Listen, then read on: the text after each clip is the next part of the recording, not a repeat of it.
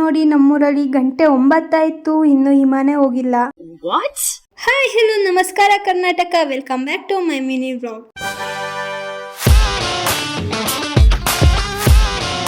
ಎಲ್ಲಾ ಕೆಲಸ ಮುಗಿಸ್ಕೊಂಡೆ ಬುಕ್ ಓದೆ, ಪೂಜೆ ಮಾಡಿದೆ. ನಾನು ಹೇಳಿದ್ನಲ್ಲ ನಮ್ಮಪ್ಪ ಒಂದ್ ಕಾಯಿ ತಂದಿದ್ರು ಅಂತ, ಅದ್ರ ಚಟ್ನಿ ಮಾಡಿಸ್ಕೊಂಡೆ ನಮ್ಮಮ್ಮನ ಹತ್ರ. ತುಂಬಾ ಚೆನ್ನಾಗಿತ್ತು. ಆ ತರಕಾರಿಯ ಹೆಸರು ಬಂದು ತುಪ್ಪರೆಕಾಯಿ ಅಂತ ನಾವು ಕರಿತೀವಿ, ಅದನ್ನ ತುಪ್ಪದ ಹೀರೆಕಾಯಿ ಅಂತಾರೆ. ತೋಟದ ಕಡೆ ಬಂದೆ ಎಲ್ಲ ಮುಗಿಸ್ಕೊಂಡು. ಗಿಡ ಹಿಂಗಿತ್ತು, ನಾನು ಅದನ್ನ ಹಿಂಗ್ ಮಾಡ್ದೆ.